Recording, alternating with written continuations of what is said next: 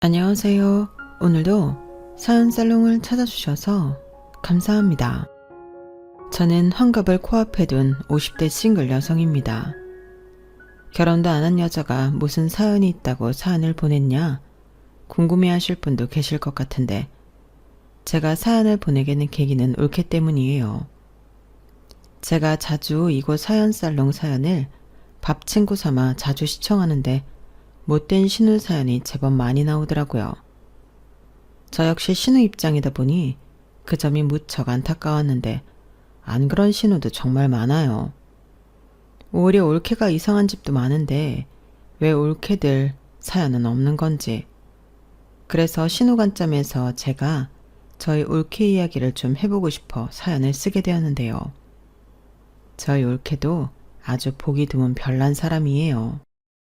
거기에 제 동생은 그런지 와이프도 어쩌지 못하는 물에 물 탄 듯 술에 술 탄 듯 줏대라고는 어릴 때부터 찾아보기가 힘들었는데 그러니 동생네 집의 주도권은 올케가 가지고 있죠. 제 친구들을 보니 이젠 세상이 변해서 남편들이 아니고 자기들이 집안 경제권이며 모든 결정권을 전부 다 갖고 있는 경우를 많이 봤는데 저희 동생네도 그런 셈이었어요. 그리고 저희 올케는 생긴 거랑 다르게 은근히 고집도 세고 이거 다 생각하면 절대 남의 말을 듣지 않는 성격인데요. 그러니 가끔은 제가 아무리 말려도 자기 멋대로 하는 성향이 있어 사람을 참 난감하게 하는데 아마 올케 딴에는 하나밖에 없는 손이 신우가 시집도 안 가고 집안에 제일 나이 많은 어른으로 말뚝처럼 박혀 있으니 신경을 꽤나 쓰이는 듯 합니다. 원래 신우와 올케 사이가 좋아 지내기는 많이 힘들잖아요. 다행히 저랑 올케가 한 집에 사는 건 아니라 다행이라면 다행인데 올케는 그럼에도 불구하고 싱글인 손이 신우를 많이 의식하는 것 같더라고요. 저 역시 떨어져 산다고 해도 올케 내외와 조카들이 제가 나고 자란 본가에서 살고 있으니 나름 신경이 쓰일 때가 있는데 아마 이건 피차가 똑같은 거겠죠. 제 생각엔 본가에 산다는 게 내 집에 사는 것도 아닌 것 같고 신우라고 내려오면 마치 집주인이 내려온 듯 오만 신경이 다 쓰이는 것 같은데 여러분은 저랑 올케 사이가 왼수일 것 같나요? 아니면 가족일 것 같나요? 지금부터 그 이야기를 시작해 보겠습니다. 일단 제 이야기를 조금 해보고 싶은데요. 저도 참 기구한 인생을 살았거든요. 저는 현재 같은 사람이랑 30년째 연애 중이에요. 연애를 오래 하다 보니 이젠 굳이 결혼을 해야 하나 싶어 남자친구와 평생 이렇게 살자고 약속한 상태인데 사실 남자친구와는 팔팔한 20대에 결혼을 하고 싶었죠. 하지만 남자친구와 어머니가 저는 무조건 안 된다고 반대하셔서 결혼을 못했어요. 그리고 저는 자존심도 상하고 너 아니면 내가 결혼할 남자가 없냐 하는 마음으로 남자친구에게 이별을 통보하기도 했는데 남자친구는 죽어도 저랑 헤어질 수 없다며 저에게 매달렸어요. 그래서 평생 이렇게 살면 되지 그깟 결혼 안 하면 그만 아니냐고 둘이 작당을 했는데 이렇게 오래 한 남자랑 연애하게 될 줄은 몰랐네요. 덕분에 저는 남자친구 어머니한테 오랫동안 미움을 받았는데 가진 방법을 동원해 당신 아들을 장가 보내려 하셨지만 뜻대로 되지 않았기 때문이었죠. 남자친구가 한 고집 하는 성격이거든요. 그리고 그 성격은 자기 엄마를 닮은 건데 내가 니들 허락해 주나 봐라 이렇게 버티셔서 저희는 아주 긴 연애를 하게 되었어요. 그리고 그렇게 쌩쌩하셨던 남자친구 어머니가 병환으로 누운 건 10년 전이었는데 3년 후쯤 돌아가시고 말았죠. 그때 기분이 참 뭐랄까 야속하기도 하고 또 슬프기도 했었는데 제가 이런 경험이 처음이 아니었어요. 저희 친할머니가 돌아가실 때 비슷한 감정을 느낀 적이 있었거든요. 그리고 남자친구의 어머니가 돌아가셨을 때 결혼을 할까 했었는데 정말 저는 그 남자랑은 부부의 연이 없나 봅니다. 뒤늦게 알았는데 제가 많이 아팠거든요. 그리고 그때 인생이 참 허무하다라는 걸 새삼 깨달았는데 저희 엄마가 늘 하시는 말씀이 떠올랐어요. 평범하게 사는 게 시시해 보여도 사실은 그게 제일 어려워. 엄마는 평생 남들처럼 평범하게 살고 싶었거든. 근데 그게 정말 어렵더라. 혜숙이 너는 엄마처럼 살지 말고 남들처럼 평범하게 살아. 엄마는 네가 꼭 그랬으면 좋겠어. 이렇게 말씀하셨는데 그때 저는 엄마의 그런 말이 마냥 듣기 좋지는 않았죠. 엄마는 왜 그런 말을 해? 나는 평범하게 안 살 거야. 남들 부러움 한 몸에 받고 떵떵거리면서 잘 살 거야.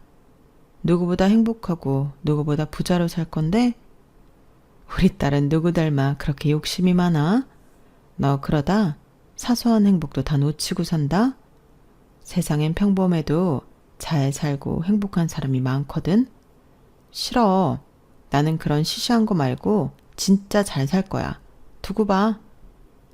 저는 이렇게 어릴 때부터 여자이면서 포부가 남달랐어요. 그리고 이런 저를 죽어라 미워하고 싫어하던 할머니가 계셨는데요. 저한테는 8살 어린 남동생이 있었거든요. 남동생은 유복자로 아빠가 돌아가시고 태어난 아이였는데 할머니는 늘 제 동생을 죽은 당신 아들 보듯 하셨어요. 그러니 차별은 말할 것도 없고 좋은 모든 건 제가 아닌 동생에게 주려 하셨는데 할머니는 저뿐만 아니라 엄마도 죽도록 미워하셨죠. 엄마 팔자가 드세서 아빠가 제명에 못 살고 죽었다고 믿는 양반이셨거든요. 그리고 동네에서도 저희 할머니를 두고 독한 노인네라고 그 이름을 떨쳤는데 오죽하면 동네 사람들이 전부 엄마를 측은해야 할 정도였어요. 하지만 정작 저희 엄마는 단 한 번도 할머니에 대한 나쁜 말을 한 적이 없었어요. 어릴 때부터 저는 그런 엄마를 이해할 수가 없었는데 어릴 때부터 쭉 봐온 할머니는 매사 엄마만 부려먹고 또는 당신이 갈취하며 늘 엄마에겐 싫은 소리만 퍼붓는 악독한 사람이었거든요.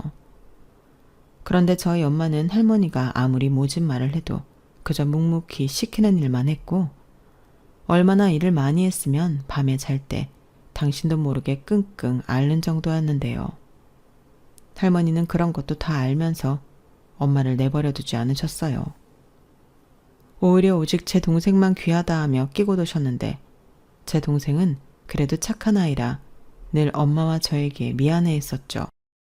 한 번은 자기만 맛있는 거 먹는 게 미안해서 그걸 몰래 감췄다가 저에게 주곤 했는데 저는 그런 성정이 못 돼서 그런 동생을 미워한 적도 많았어요. 제가 할머니를 닮았거든요. 동생은 유한 아빠를 닮았다고 동네 어른들이 그러셨는데 저는 딱 성격이 할머니라고 했어요. 저는 크면서 그 소리가 제일 듣기 싫었는데요.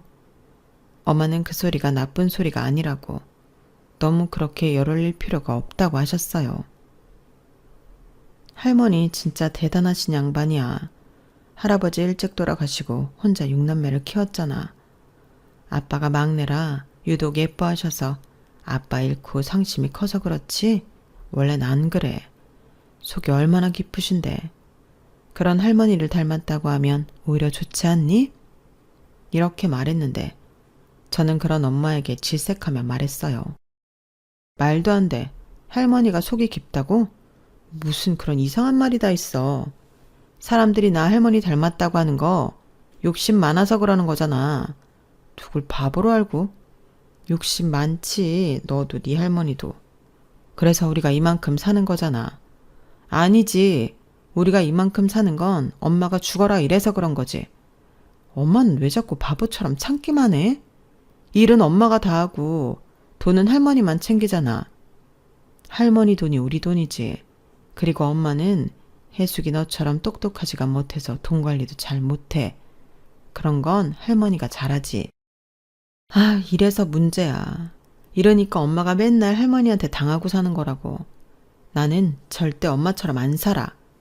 그래, 너는 똑똑하니까 엄마처럼 살지 마. 너 하고 싶은 거 다 하고 멋지게 살아.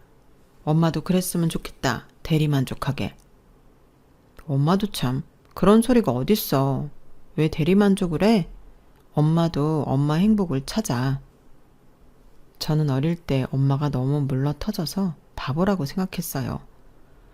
막말로 아빠도 없는데 그 모진 시집살이를 견딜 이유가 뭐가 있냔 말이죠. 하지만 엄마는 친정이 없었고 가족이라고는 할머니밖에 없다며 할머니 곁을 떠나지 않으셨는데, 그런 할머니가 제가 고등학교에 다닐 때 위암으로 투병을 하게 되셨어요. 그리고 그 수발을 전부 저희 엄마가 하셨는데, 할머니는 싫지만 엄마만 고생하는 게 싫어서 제가 많이 도왔어요. 동생도 데려다가 같이 하자 시켰죠. 그럼 할머니는 질색팔색을 하며 동생은 안 해도 된다고 돌려보내려 하셨는데, 저는 그때도 할머니 몰래 동생을 많이 부려먹었어요. 동생은 워낙에 할머니 애정을 많이 받고 살았으니까 그 정도는 괴롭혀도 된다고 생각했거든요.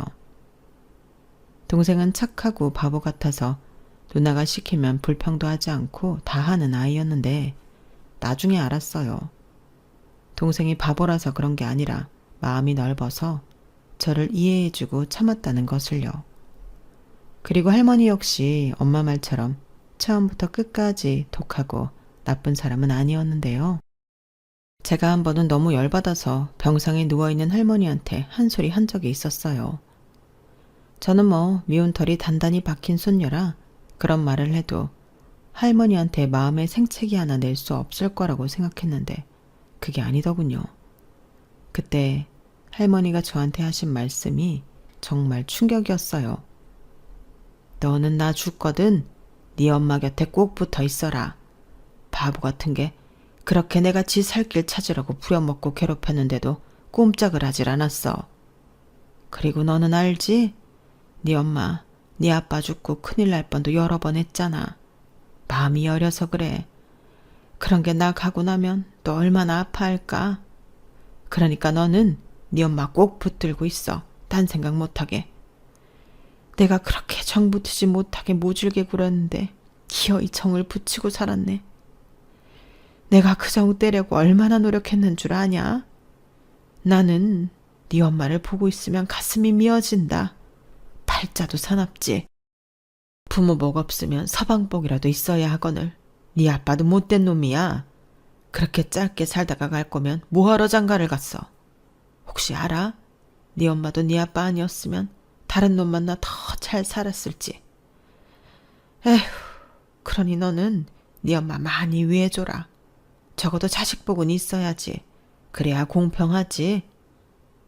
할머니, 왜 갑자기 그런 말을 해요? 다른 사람 같아요. 언제부터 엄마를 그렇게 걱정했다고.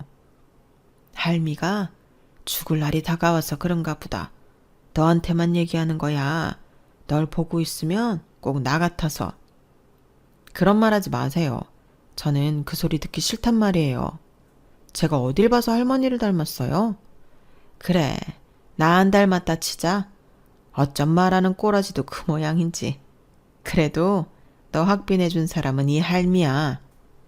치, 그게 왜 할머니 돈이에요? 우리 엄마 돈이지. 그리고 할머니는 저 고등학교 보내지 말라고 하셨잖아요. 내가 모를 줄 알아요? 눈치도 빠른 년. 그래, 맞다. 그러니 너도 평생 나 미워하고 살아. 여자가 너무 똑똑하면 팔자가 드세다고 안 하냐? 너는 지금도 드센데 얼마나 더 드세려고 공부까지 한다고 해. 그래서야 원 시집이나 가겠냐? 이봐봐, 또 악담이셔. 할머니는 그렇게 제가 미우세요? 밉지. 우리 경우는 착해 빠졌는데 너는 야가 빠졌잖아. 그러니 안 미워? 꼭 나 닮은 게. 또 그 소리. 아무래도 우리 할머니 오래 살 건가 보네. 예전 모습 돌아오신 거 보니. 뭐야 이년아? 이게 할미가 아파 누워있으니 마음 놓고 놀려요. 어디서 이런 게 툭 하고 떨어졌나 몰라. 이제 그만 가라. 할미도 졸리다. 안 그래도 지금 가려고 했어요. 엄마도 오실 시간 됐고. 그래, 조심히 가. 그리고 할미가 너한테 많이 미안했다. 가라. 저는 할머니의 그 마지막 말을 한참 동안 잊지 못했어요. 그 말이 제가 할머니한테 들은 마지막 말이었거든요. 그리고 졸리다 하신 할머니는 영영 깊은 잠에 드셨는데, 엄마가 병원에 도착했을 때는 이미 숨이 멎은 후였다고 하더라고요. 참 아이러니하게도 할머니의 마지막 요언을 들은 사람은 할머니를 제일 미워하던 저였는데 생각해보니 태어나 그날이 가장 오래 할머니랑 이야기를 나눈 날이었죠. 그리고 할머니 장례를 치르는 내내 눈물이 마를 날이 없던 엄마 곁에서 저도 많이 울었는데요. 왜 그렇게 눈물이 나든지 그때는 알지 못했어요. 그저 할미가 미안했다. 그 소리가 내내 가슴에 꼭 하고 박혀 저를 울리기만 했는데 할머니는 끝까지 나한테 왜 이럴까 그런 생각만 했더랬어요. 그 후 엄마는 오랫동안 힘들어하셨어요. 저는 할머니가 돌아가시면 엄마의 짐이 조금은 덜 할 거라고 생각했는데 마치 엄마는 친어머니가 돌아가신 것처럼 오랫동안 많이 슬퍼하셨죠. 그리고 그런 엄마를 보고 있으면 어린 마음에 이해를 전혀 하지 못하던 저였는데요. 오랫동안 풀리지 않는 수수께끼를 끌어안고 있는 기분이었어요. 그리고 그 답을 엄마가 직접 해주셨는데 저는 그제야 아주 오랫동안 품고 살았던 미움과 원망을 내려놓게 되었답니다. 엄마에게 할머니는 시어머니 이상의 존재였더라고요. 엄마는 할머니를 시어머니가 아닌 친정엄마라고 생각하고 살았다 하셨는데 그래서 그런 모진 말도 참을 수 있었다고 했죠. 말도 안 돼. 어딜 봐서 할머니가 엄마한테 그런 존재야? 친엄마는 안 그러지. 그런가? 근데 엄마는 아닌 것 같았어. 엄마가 부모님을 아주 일찍 여의고 고아처럼 살았잖아? 그때 남들 다 있는 가족이 얼마나 갖고 싶었는지 아니? 엄마는 부모 있는 사람이 제일 부러웠어. 그래서 네 아빠가 결혼하자고 했을 때 너무 좋았지. 그리고 네 아빠가 그렇게 일찍 죽고 엄마에게 남은 가족은 할머니뿐이었잖아. 그때 아, 나는 그래도 혼자는 아니구나. 얼마나 고맙고 감사했는지 몰라. 사실 엄마 그때 진짜 무서웠거든. 너는 아직 어리지. 뱃속에는 애가 있지. 남편은 없지. 근데 할머니가 있더라. 세상 풍파 다 이겨낸 그 양반이 엄마 옆에 떡 하고 있는데 얼마나 의지가 됐는지 몰라. 저는 엄마의 그 말을 듣고 할머니가 했던 말이 떠올랐어요. 살 길 찾으라고 그렇게 등 떠밀었다고 했는데 엄마는 그런 시어머니를 의지하며 오랜 시간 버텼던 거죠. 그리고 할머니 역시 착하고 여린 며느리에게 사실상 많이 의지하고 사셨던 것 같은데 서로 표현을 할 줄 몰라 남들 보기엔 이상해 보였던 것 같아요. 그리고 자기 둘만 아는 그런 형태로 서로를 위하고 있었던 것 같은데 처음으로 저에게 당신의 진심을 보였던 할머니가 아주 오랫동안 기억에 남았죠. 지금 생각해보면 할머니가 당신을 닮은 손녀에게 처음으로 당신의 진짜 마음을 내보인 게 아닐까 생각도 해요. 일종의 애정 표현일 수도 있었을 것 같은데 그럴 거면 진작에 예뻐나 해주시지. 그 속을 지금도 알 길이 없죠. 저는 그렇게 할머니 유언처럼 엄마 곁을 내내 지키다 20살이 되었어요. 저는 여상고를 나왔는데 무조건 서울로 가서 취직하고 싶었죠. 저희 집은 집보다 논밭이 더 많은 시골 마을이었는데 저는 그곳이 너무 싫었거든요. TV에 보면 서울은 번쩍번쩍하고 높고 멋진 건물이 잔뜩 있었는데 저는 도시에서 화려하게 살고 싶었어요. 그래서 서울로 돈 벌러 가겠다고 했는데 엄마는 그러라고 하셨어요. 동생도 그러라고, 누나는 그게 더 잘 어울린다고 그랬는데 착한 동생은 자기가 엄마 곁을 지키며 농사일을 돕겠다 했어요. 그래서 대학도 농대를 갔는데 동생에게 미안하고 고마웠죠. 그래서 서울로 올라가 취직했을 때 월급의 3분의 2는 전부 집으로 보냈는데요. 일종의 사과의 뜻이었어요. 그러니 돈이 모아질 리가 없었고 저는 늘 쪼들리는 생활을 이어갔는데 그러다 대학에 가고 싶은 꿈이 생겼어요. 저는 애당초 상고가 아닌 인문계에 가고 싶었거든요. 그리고 멋진 대학생이 되고 싶기도 했는데 시간이 지나도 그 꿈이 포기가 되지 않았어요. 그래서 혼자 틈틈이 대학 공부를 했고 저는 3년 만에 합격의 기쁨을 누릴 수 있었는데 등록금은 엄마가 해주셨어요. 명문대까지는 아니었지만 엄마는 그저 저에게 기특하고 장하다며 앞으로는 일하지 말고 공부만 하라고 하셨는데 그럴 수는 없었죠. 그래서 대학도 참 힘들게 다녔어요. 일도 하고 공부도 하고 하루를 어떻게 그렇게 쪼개서 살 수 있나 싶을 정도로 열심히 살았는데요. 지금도 그 생활을 다시 하라고 하면 절대 못할 정도라니까요. 그리고 동생은 군대를 다녀온 뒤 생각보다 빨리 결혼을 했어요. 거의 대학을 졸업하고 얼마 지나지 않아 장가를 갔는데 올케가 제 동생보다 6살이 많더라고요. 그리고 읍내에 농협에서 일하는 아가씨였는데 농사를 짓다 보면 농협에 자주 갈 일이 있다고 동생이 그랬어요. 그러다 올케가 먼저 제 동생에게 호감을 갖고 마음을 전달했나 보던데 제 동생은 쑥맥이라 많이 당황했다고 했죠. 하지만 올케가 무척이나 마음에 들었던 엄마는 동생에게 은근히 성경이가 너보다 나이는 많아도 생긴 건 동안이라 티도 안 나는 것 같아. 우리 아들은 정말 생각 없어? 농사만 짓다 보면 아가씨 만날 기회도 잘 없잖아. 라며 동생을 올케 쪽으로 밀어붙였는데요. 엄마도 종종 농협에 갔을 때 올케를 보고 마음에 들었다고 했거든요. 그런데 동생이 너무 순에 빠졌으니 며느리는 좀 똑소리나는 여자로 보고 싶다 했는데 올케가 딱이라고 생각한 듯 했어요. 그리고 저도 내려가서 올케를 처음 봤을 땐 뭔가 저랑 비슷한 느낌을 받고 이걸 좋다고 해야 하나 싫다고 해야 하나 헷갈렸는데 일단 아부하지 않던 그 성격이 마음에 들었죠. 왜 자기가 좋아하는 남자 누나라고 하면 일단 긴장하고 가식도 좀 떨면서 살살거리잖아요. 그런데 올케는 그러지 않았어요. 동생보다 연상이라 그런지 저를 봐도 아무렇지 않아 했는데 그게 뭐라고 거기서 은근한 기싸움을 벌였죠. 그때까진 저거 우리 집에 시집 오면 지가 나서서 다 헤쳐먹을 것 같은데 이런 생각을 하기도 했는데요.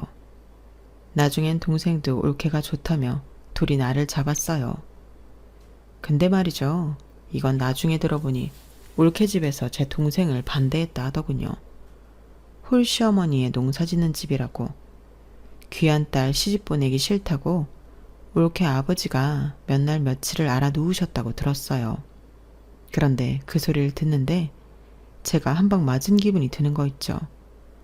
솔직히 속으로 나라도 그런 집에 시집 못 보내지 라는 생각이 들었는데 가재는 개편이라고 그런 표현을 할 수가 없었어요. 그런데 그런 반대를 무릅쓰고 올케가 저희 집에 시집을 온다고 하니 그땐 좀 고마웠는데요. 사실 올케가 아니었다면 쑥맥 같기만 했던 제 동생이 장가나 갔을까 싶었어요. 그래서 저도 그때부터는 나름 올케에게 잘 하려고 했는데 저는 비싸서 쓰지도 못하는 고가 화장품도 사서 보내고 다른 사람은 몰라도 신혼생일은 꼬박꼬박 챙기며 용돈을 붙였어요. 그러자 올케에게 연락이 왔는데 저는 고맙다고 연락한 줄 알았거든요. 근데 그때 올케가 저한테 뭐라 했는 줄 아세요? 형님이 뭐 벌면 얼마나 번다고 자꾸 이런 걸 저한테 보내요. 저 이런 거 안 써도 돼요. 그럴 돈 있으면 저금을 하세요. 뭐? 올케 지금 나한테 잔소리하는 거야? 잔소리는 아니고 이런 말 안 하면 계속 보내실 것 같아서 솔직하게 말하는 거예요. 저 좀 부담스럽거든요. 아, 그래? 그래도 사람 성의가 있는데 그냥 쓰지? 싫어요. 필요하면 제가 사서 쓰면 돼요. 서울 물가도 비싼데 이런 거 보내지 마세요. 올케도 참. 같은 말인데 좀 예쁘게 말 좀 하면 안 돼? 들어보니 나 생각해서 그러는 것 같은데. 아니에요. 저 생각해서 그러는 거예요. 제가 계속 이런 거 받고 좋아하면 나중에 안 주실 때 실망하지 않겠어요? 저 그런 거 싫어요. 아, 그래? 알겠어. 괜히 부담 줘서 미안하네. 나는 나 딴에 올케한테 점수 좀 따보려고 그런 건데. 올케가 분가도 안 하고 우리 엄마랑 같이 살면서 고생하잖아. 저 고생 안 해요. 어차피 저는 출근하니까 농사도 안 짓고 분가 안 하고 어머님이랑 사니까 돈도 굳었잖아요? 나중에 애 태어나면 우리 애도 어머님이 다 봐주신다고 했는데 제가 이익이죠. 그리고 저 출근할 때 퇴근할 때 그이가 데려다주고 데리러 와요. 이런 호사가 어딨어요. 그러니까 괜한 돈 쓰지 마시고 형님이나 그 애인이라는 사람이랑 좀 잘해보세요. 뭐? 어머님이 걱정이 많으시더라고요. 가뜩이나 성격도 모난 데가 많은데 시집도 안 가고 저러고 있다고요. 저는 한마디도 지지 않고 자기 기분 내키는 대로 솔직하게 말하는 올케가 그다지 예쁘진 않았어요. 오고 가는 정이라고 하는데 이건 정을 보내도 개떡같이 받고 돌아오는 것도 없으니 이래서 신우 올케 사이는 좋을 수가 없나 보구나 그런 생각을 했죠. 심지어 엄마도 제 앞에서 자기 며느리 편만 드셨는데 굴러 들어온 돌이 박힌 돌 뺀다고 딱 그 짝인 거 있죠. 그리고 올케는 결혼하고 1년 있다 연년생으로 조카 둘을 낳았는데 저희 엄마는 입이 귀에 걸리셨고 그래서 당신이 자처해서 손주 손녀를 다 보셨어요. 그때쯤에 농사일은 거의 동생이 전담하고 알아서 하고 있을 때라 엄마가 편해졌다고 했는데 오히려 손주 손녀 보느라 고생길이 열렸죠. 엄마, 가뜩이나 허리도 아프고 손목이며 무릎이며 다 아프다고 하면서 왜 애를 봐줘? 애 보는 게 얼마나 힘든데. 그리고 원래 애 봐준 공은 없다는 소리 못 들었어? 너는 애도 안 낳아본 게 뭘 안다고 그래? 나는 하나도 안 힘들어. 애들 보고 있으면 얼마나 행복한데. 그리고 성경이가 나 월급도 준다? 150만 원. 야, 이게 웬 횡재냐? 뭐? 150만 원? 엄마는 애 둘을 봐주는데 그거 받고 좋아? 이거 안 되겠네. 내가 한 소리 해야지. 어허, 너 그러기만 해? 성경이 월급이 뭐 얼마나 된다고 그래? 지딴 애는 많이 주는 거야. 사실 그런 거 안 줘도 내가 봐줄 건데 나는 고맙지. 하여간 며느리만 싸고 돌지. 엄마 딸 어딨어? 어디 있긴 저 멀리 있지. 원래 몸이 멀리 있으면 마음도 먼 거야. 대신 나는 며느리가 옆에 있으니 얼마나 좋냐? 너 행여 신우이짓 하다 나한테 걸려봐라. 서러워서 못 살겠네. 알겠어. 그래도 너무 무리하지는 마. 병원에서 엄마 무릎 수술해야 한다고 했다며. 수술이나 좀 받고 쉬지. 당장은 아니라고 했어. 그리고 수술하면 꼼짝도 못하는데 얼마나 답답하겠니? 엄마가 알아서 해. 너는 시집이나 가. 아, 또 그 소리. 우리가 전화를 너무 오래 했지? 이제 그만 끊자. 저는 엄마한테 결혼에 대한 이야기를 들으면 언제나 서둘러 전화를 끊었어요. 사실 누구보다 결혼하고 싶었던 건 저였는데 차마 저희 엄마한테 남자친구 어머니가 반대해서 못한다는 소리를 못하겠더라고요. 그리고 저희 엄마가 저를 결혼시키고 싶어 안달이 났다는 말도 남자친구에게 못했는데 그러면 남자친구는 또 미안해 죽을 것 같은 얼굴을 하니 그것도 싫었죠. 그래서 저만 중간에서 소가리만 했는데 그게 문제였을까요? 제 안에 나쁜 놈이 자리하고 있는 줄도 몰랐어요. 그걸 알았을 땐 내내 저를 미워하던 남자친구 어머니가 돌아가시고 얼마 지난 후였는데 제가 암이라고 하더군요. 유방암이요. 3기라고. 수술도 하고 어쩌면 항암도 해야 할지 모른다고 하는데 그때 결혼은 아예 꿈도 꾸지 않겠다고 마음을 단단히 먹었어요. 남자친구는 당장 결혼해서 자기가 남편 노릇하겠다고 난리를 쳤는데 남의 집 아들 병수발이나 들라고 장가오라고 하지 못하겠더라고요. 그래서 아파도 씩씩한 척 많이 했어요. 끙끙 앓고 우는 건 혼자 하고 싶었는데 그때 엄마가 다 제쳐두고 올라와서 제 간병을 도맡아 해주었죠. 솔직히 그때는 젊은 딸이 나이 많은 엄마의 수발을 받는 게 영 불편했는데 엄마는 그런 게 어딨냐고 하셨어요. 그러면서 제가 잘못될까 매일 저녁 혼자 훌쩍거렸는데 제 몸 아픈 것보다 저는 그게 더 싫더군요. 그래서 동생한테 전화를 걸었어요. 누난데 엄마 좀 데리고 가. 뭐? 왜? 가뜩이나 수술 앞에 두고 검사 받을 것도 많고 사람 힘든데 엄마가 옆에서 오만 걱정하고 울고 있으니 더 심란해서 그래. 나 수술할 때 네가 와서 동의서에 사인해라. 그래도 엄마가 내가 가잔다고 가나? 그럼 나더러 계속 불편하게 있으라고? 누나도 참 못됐다. 엄마가 누나 걱정돼서 그러는 건데 좀 참지. 누가 누구한테 참으라고 해. 내가 환자야. 알았어. 일단 말은 해볼 텐데 기대는 하지 마. 동생은 말은 그렇게 했어도 다음날 올케와 같이 올라와 엄마를 설득했어요. 그리고 무슨 소리를 어떻게 했는지 모르겠는데 올케가 제 병실에 남겠다고 하더라고요. 그리고는 형님, 저는 옆에서 걱정도 안 하고 울지도 않을 거니까 괜찮죠? 라고 하는데 황당 그 자체였어요. 직장은 어쩌고 여길 와 있냐고 제가 물으니 아껴뒀던 월차를 저 때문에 썼다고 나중에 저더러 갚으라고 하더라고요. 말이라도 괜찮다고 해주면 어디가 덧나나요? 그래도 혼자 있는 것보다는 올케가 있는 게 좋긴 했어요. 엄마가 있을 땐 도리어 제가 신경을 많이 썼는데 올케는 제가 신경 쓸 필요도 없고 지가 싫으면 지 집에 갈 테지 하고 많이 속이 편했는데 올케도 저를 많이 신경 쓰지 않더라고요. 그런데 희한하게 올케가 간병을 곧잘 했는데 한 번은 궁금해서 해본 적이 있냐 물으니 저희 엄마가 오래 아프셨거든요. 신장이 안 좋으셔서. 그래서 어릴 때부터 이런 건 잘했어요. 라고 하는데 그땐 올케가 좀 달리 보였어요. 말은 툭툭 해도 마음은 그렇지 않다는 걸 알겠더라고요. 게다가 나중에 보니 제 동생이 올케를 더 많이 좋아하고 챙기려고 했는데 아마도 저런 속을 다 알고 그러는 것 같더라고요. 그러고 보니 올케는 좋은 건 좋다, 싫은 건 싫다. 딱딱 부러지게 표현하는 성격이었는데 저도 같이 있으면서 어느 정도 그 성격에 적응이 되었죠. 그리고 저는 수술받고 며칠 뒤 퇴원하게 되었는데요. 남자친구가 지극정성이었어요.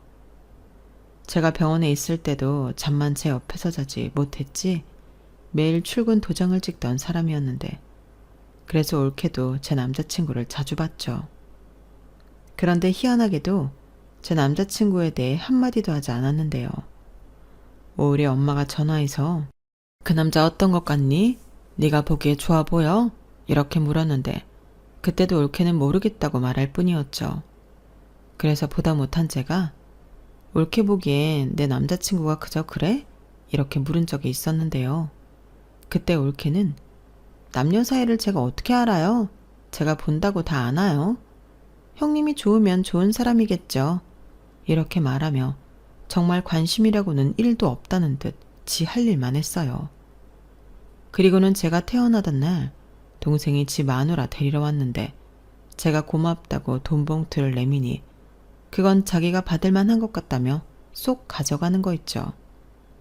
그때 제 남자친구도 뭐가 그리 웃긴지 계속 웃었는데 이건 뭐 고마워도 찝찝하고 그러더군요. 그런데 몇 년 뒤 제가 정말 올케한테 고마워해야 할 일이 생겼어요. 사람 일은 아무도 모른다고 저희 엄마 허리나 손목 그리고 무릎 같은 곳만 걱정했지 엄마에게 치매가 올 거라고는 상상도 하지 못했는데요. 동생 말로는 꽤 오래전부터 징조가 있었다고 하더군요. 엄마가 원래 깜빡깜빡 하는 사람이 아니잖아. 근데 나는 그게 단순한 노안으로 알았지. 그게 치매일 줄은. 라고 하는데 저는 엄만 동생에게 화를 냈어요.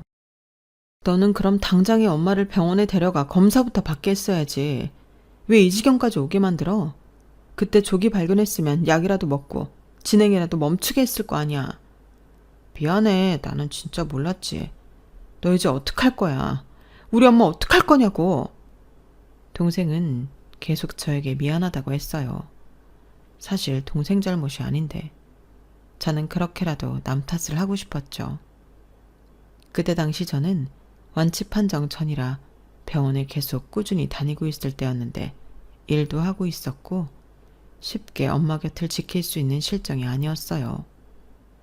그래도 내가 딸인데 엄마를 모시고 오든 내가 내려가든 해야 할 것 같아 머리를 굴리고 있으니 옆에서 남자친구가 무리하면 안 된다고 저를 말렸고 그때 올케한테 연락이 왔죠. 자기가 한다고. 저더러 걱정하지 말라고 했어요. 어차피 자기가 엄마랑 같이 사는데 자기가 하면 된다고 저더러 저는 제 치료에 전념하라고 했는데 그 말이 고깝게 들리지 않고 너무 고맙더군요. 하지만 치매는 긴 병이었어요. 긴 병에 효자 없다고 하물며 피도 안 섞인 며느리 얼마나 힘들었겠어요.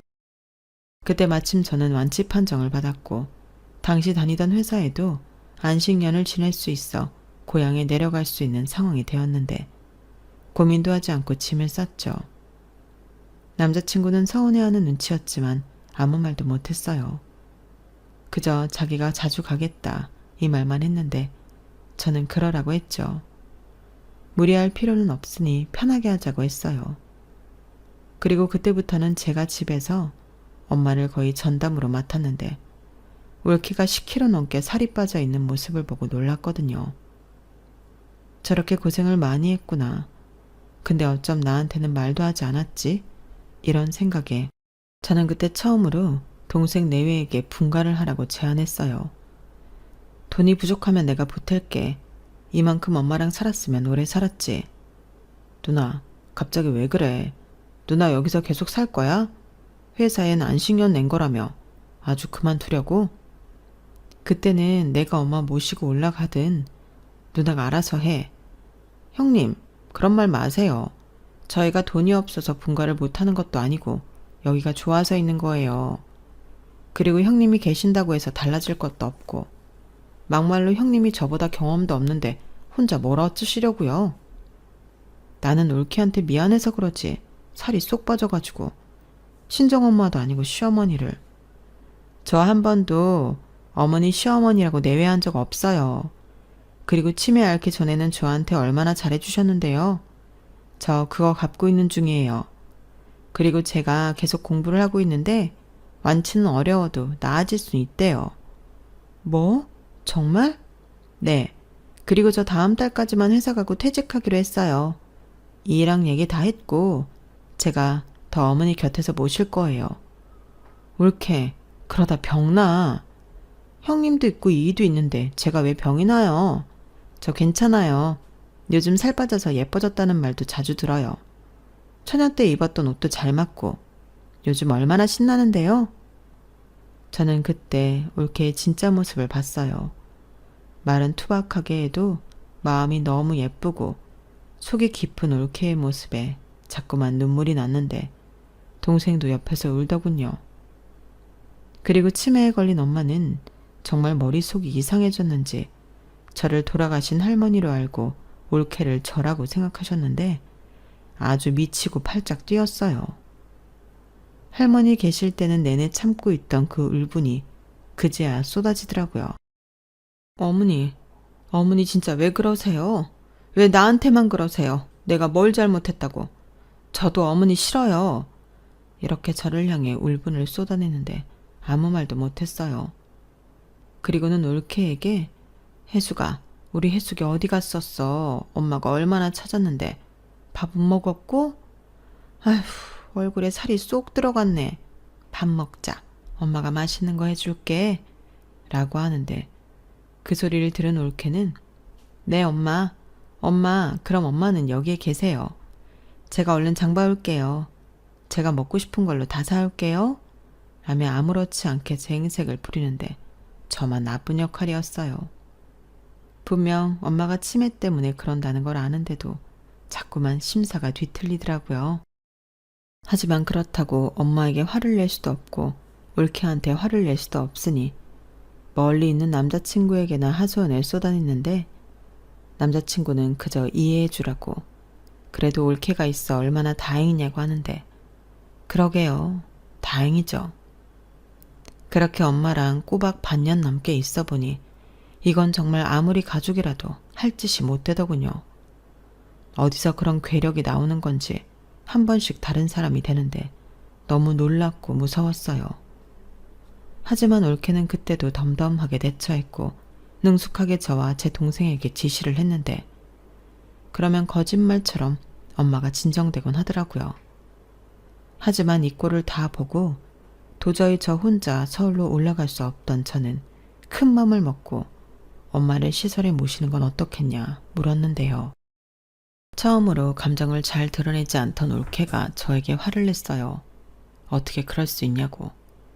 자기도 그런 생각을 안 하는데 딸이 그러면 안 되는 거 아니냐고 저한테 막 뭐라고 하더라고요. 저는 지 힘들까봐 한 소리였는데 올케는 그런 건 필요 없답니다. 그러면서 저는요 매일같이 어머니가 정신이 돌아올 때만 기다려요.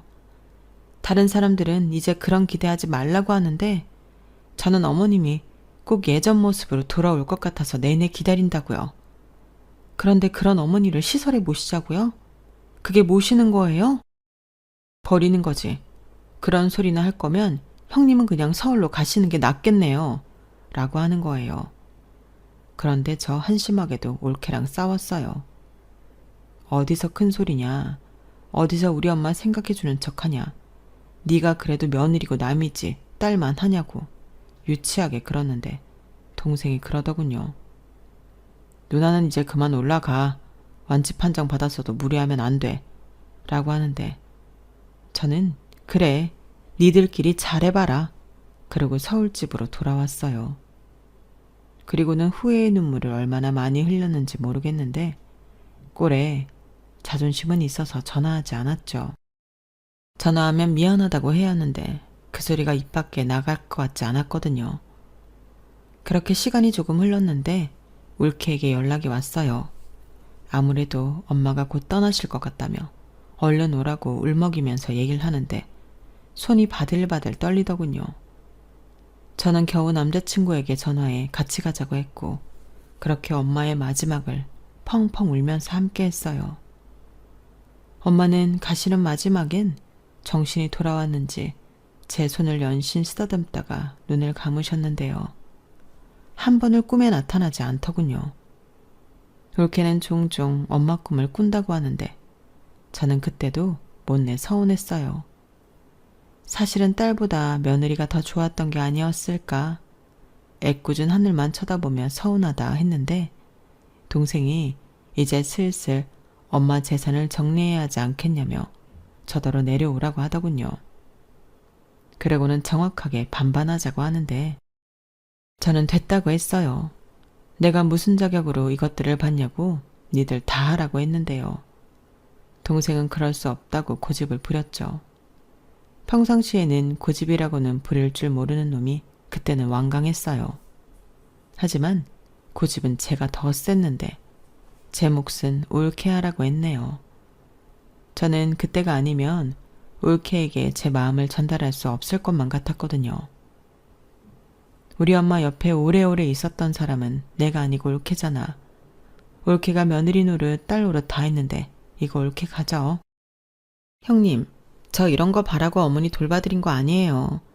그리고 정신 운전하실 때 제가 받은 게 더 많다니까요. 그래 알아. 근데 내가 그러고 싶어. 잘 가지고 있다가 하늘이 가을이한테 써. 요즘 애들 키우는데 돈 많이 들잖아. 그건 서울이나 그렇죠.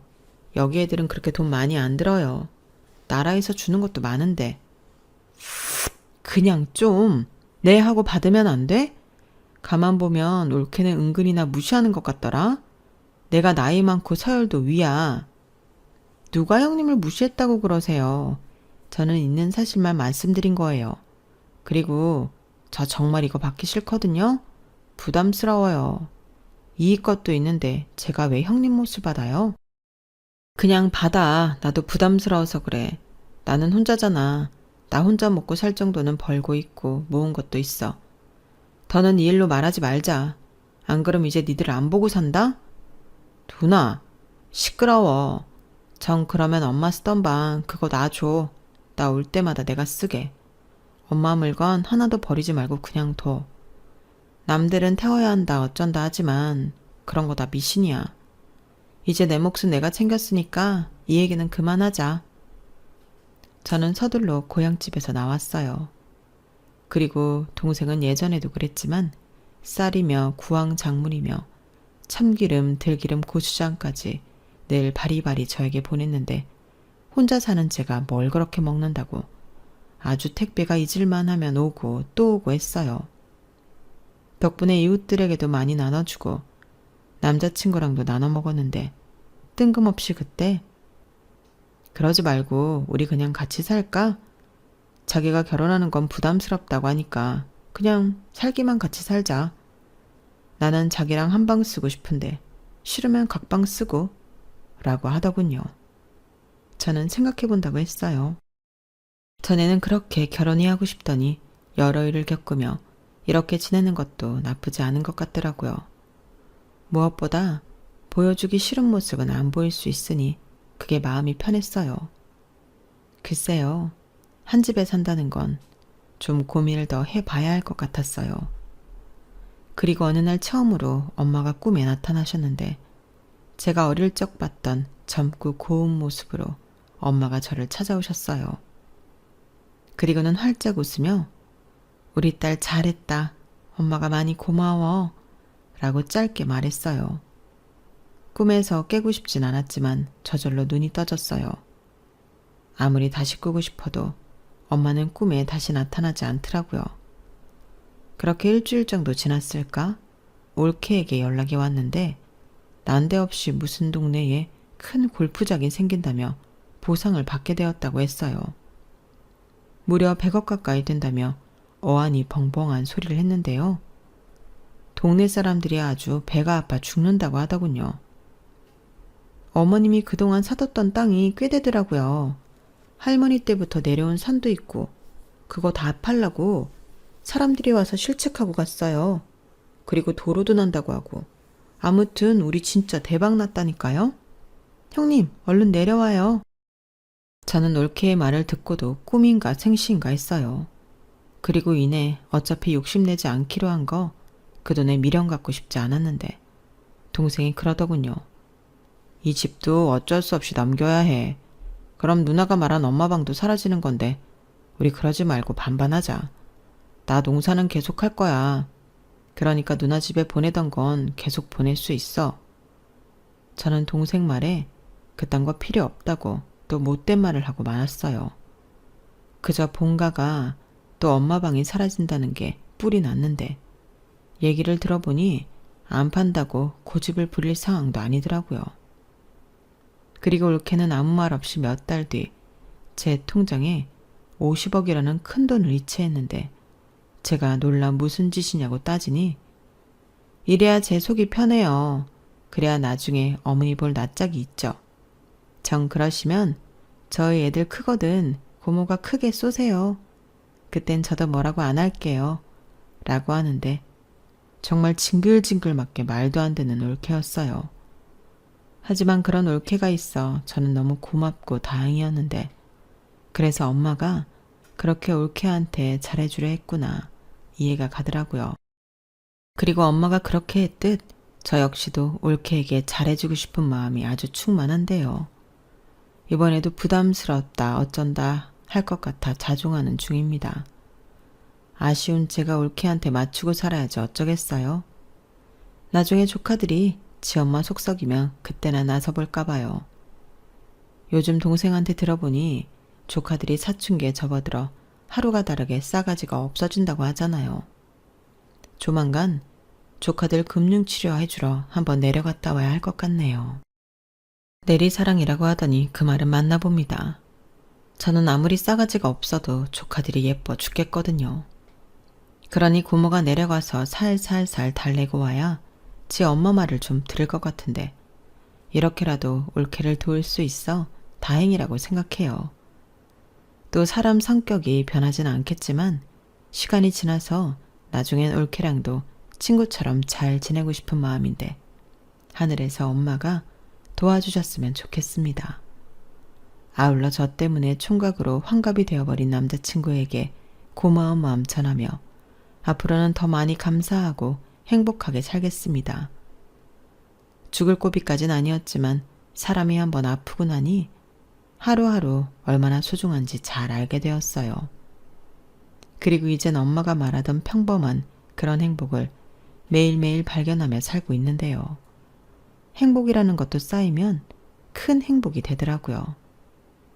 제 사연 들어주신 모든 분들도 그렇게 매일매일 행복을 찾으며 큰 행복을 만들어 가시길 진심으로 바라며 이만 제 사연을 줄이도록 하겠습니다. 올케어 저는 왼수일까요? 가족일까요? 하고 물었는데 너무 시시하게 끝이 났죠. 그래도 저는 올케와 가족으로 살고 있는 지금이 너무 만족스럽고 감사합니다. 투박한 천사이지만 그래서 더 좋은 올케가 있어 너무 다행인 오늘이네요. 그럼 지금까지 사연 들어주셔서 감사드리고요. 여러분들은 아프지 말고 사랑하는 이들과 오래오래 행복하셨으면 좋겠습니다. 안녕히 계세요. 여러분, 사연 댓글에 현명한 조언 부탁드려요. 좋아요와 구독은 저에게 큰 힘이 됩니다. 오늘도 좋은 일 가득하세요.